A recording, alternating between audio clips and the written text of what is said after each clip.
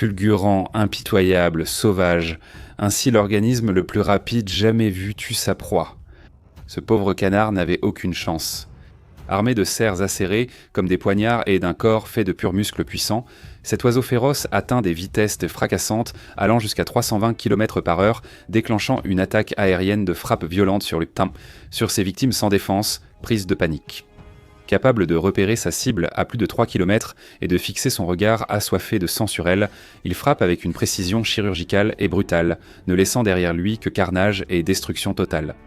Voici le missile vivant à l'instinct de tueur, le faucon pèlerin.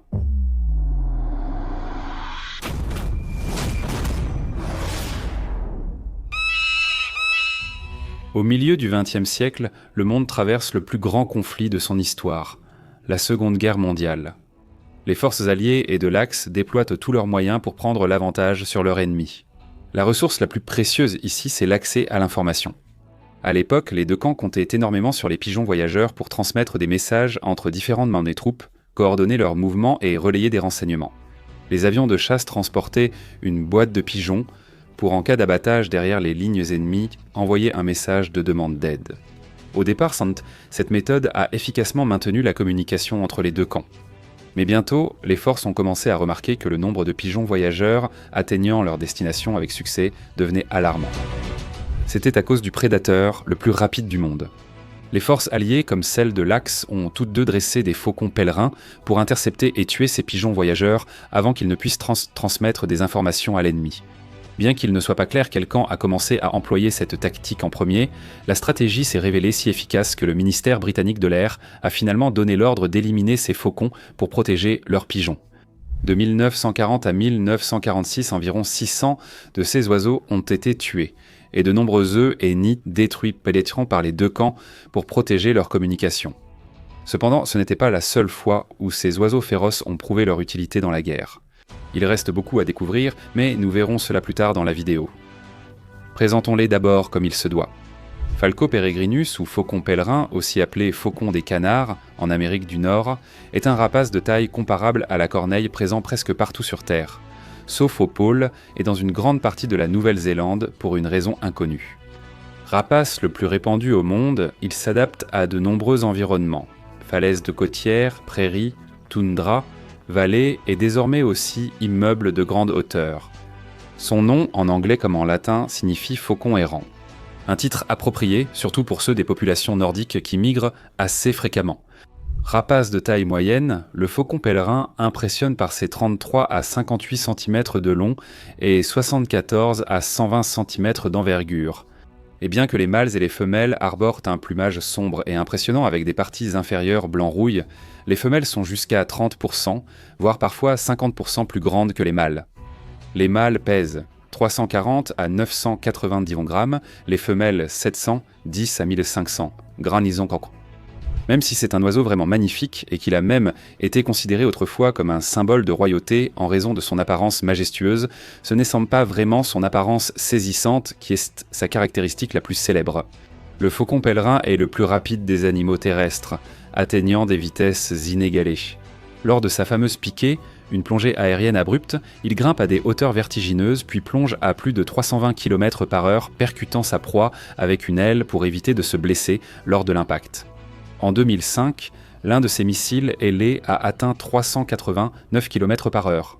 Lorsque les scientifiques ont cherché à estimer la vitesse d'un faucon idéal exploitant toute sa puissance aérodynamique, ils ont constaté qu'il pouvait atteindre 400 km/h près du sol et jusqu'à 625 km/h en altitude.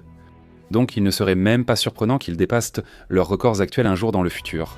Son corps compact, profilé, furtif et puissant possède plusieurs adaptations pour supporter ces impressionnantes chutes de vertigineuses. Tout d'abord, ces oiseaux ont une forme profilée en goutte d'eau et des plumes d'ailes très rigides qui leur permettent de fendre l'air en ressentant à peine la résistance du vent. Lorsqu'ils plongent à des vitesses vertigineuses, ces plumes vibrent d'une manière qui ressemble, je cite, à une déchirure de toile. Un oiseau ordinaire, en piquant ainsi, se détruirait sûrement les poumons à cause de la forte pression de l'air. Mais les faucons pèlerins possèdent beaucoup de petits tubercules osseux sur leurs narines, qui détournent l'air de leur nez leur permettant de mieux respirer en piqué et évitant que la pression de l'air ne les gêne. Leurs poumons contiennent des sacs aériens qui restent gonflés même lors d'une expiration rapide. De plus, ces petits oiseaux possèdent un cœur très puissant, battant jusqu'à 900 fois par minute, soit environ 11 fois plus vite que le cœur humain moyen. Ce rythme cardiaque accélère la circulation de l'oxygène, évitant ainsi la fatigue.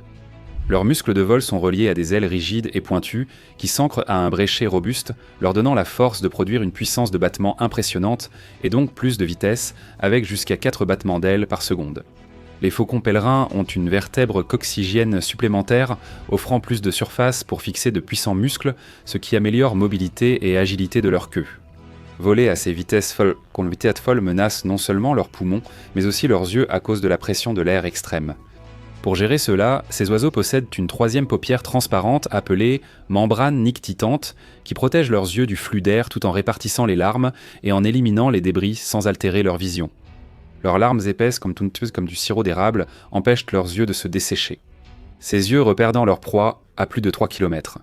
Pour les aider à verrouiller leur cible, ils ont des bandes malaires noires qui réduisent l'éblouissement du soleil, leur permettant de mieux voir dans des conditions lumineuses. Bien que ce soit une hypothèse, les experts ont noté que les bandes sont plus épaisses, là où le soleil est plus présent, ce qui soutient cette idée. Les faucons pèlerins ont aussi une vision très rapide. Ils détectent des mouvements rapides à 129 clignotements par seconde, appelés fréquence de fusion des clignotements. Avoir une vitesse de traitement visuel aussi rapide leur permet de voir les mouvements avec beaucoup de détails et de réagir rapidement à leur environnement. Pour comparer, les humains gèrent environ 60 clignotements par seconde.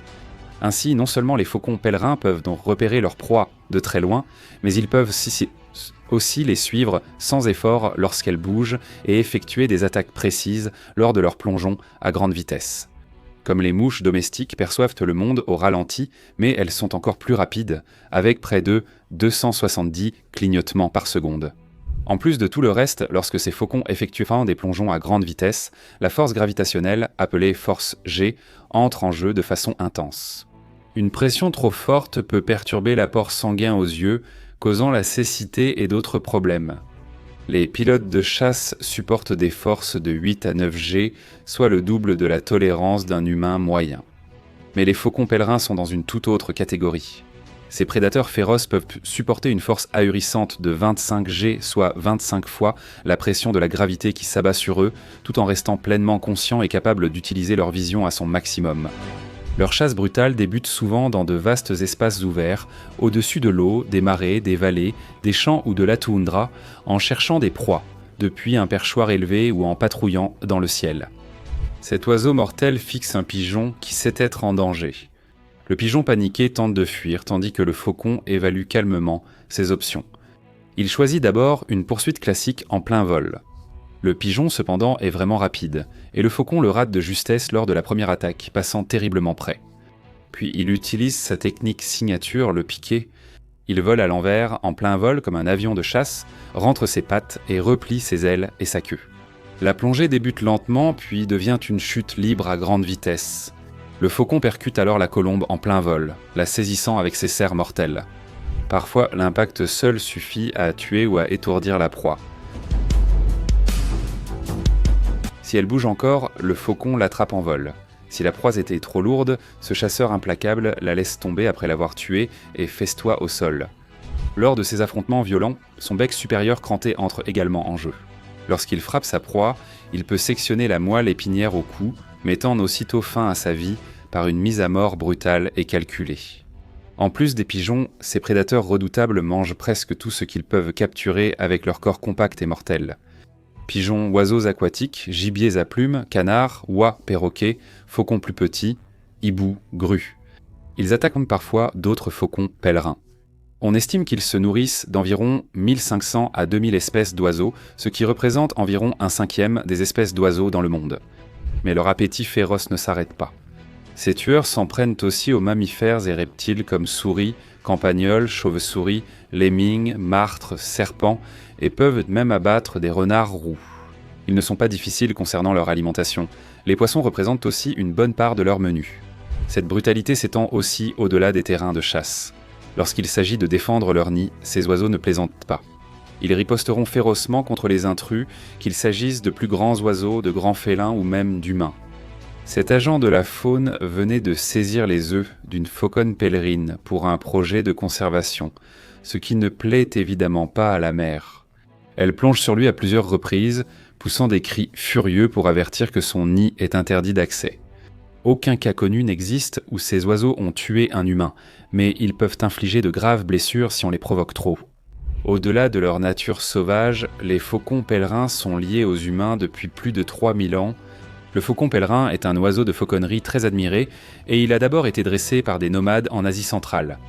Encore aujourd'hui, les fauconniers les utilisent dans les aéroports où ils sont lâchés pour effrayer les autres oiseaux, réduisant ainsi le risque de collision avec les oiseaux et rendant le trafic aérien beaucoup plus sûr. Durant la guerre franco-prussienne des années 1870, les Allemands ont utilisé des faucons pèlerins pour intercepter les pigeons voyageurs français porteurs de messages pendant le siège de Paris. Cette tactique a fini par inspirer leur utilisation à nouveau pendant la Seconde Guerre mondiale, près de 70 ans plus tard. Non seulement cela, mais leur célèbre piqué où ils replient en leurs plumes et rentrent leurs pattes, aurait inspiré la conception des bombardiers B-2. Les faucons pèlerins sont aussi féroces dans leur loyauté. Ils sont monogames et restent ensemble à vie. Lorsque la saison de reproduction commence, ces couples offrent un spectacle avec des acrobaties aériennes, des spirales et des piquets vertigineux où le mâle transmet même une proie à la femelle en plein vol. Après l'accouplement, la femelle choisit le nid et pond 3 à 5 œufs, incubés, 29 à 33 jours. Lorsque les oisillons éclosent, ils dépendent totalement de leurs parents pendant jusqu'à 2 mois. Les faucons pèlerins se reproduisent au cours des 1 à 3 ans et vivent jusqu'à 20 ans à l'état sauvage. Près de 50 à 70% des oisillons meurent dans la première année à cause de prédateurs comme les buses, hiboux plus grands ou des collisions avec des objets humains. Dans les années 1970, ces faucons étaient menacés dans de nombreuses régions à cause de l'usage massif de pesticides, surtout le dichlorodiphényltrichloroéthane. Après l'interdiction, ils sont revenus en force. D'après la liste rouge de l'Union internationale pour la conservation de la nature, il existe 100 000 à 500 000 faucons pèlerins adultes dans le monde. Ils sont désormais classés comme préoccupation mineure et leur population augmente. Qu'en pensez-vous ? Un oiseau peut-il rivaliser avec la vitesse et la férocité du faucon pèlerin ? Ou bien sont-ils les rois incontestés du ciel ? Partagez votre avis dans les commentaires ci-dessous et je vous retrouve dans la prochaine vidéo.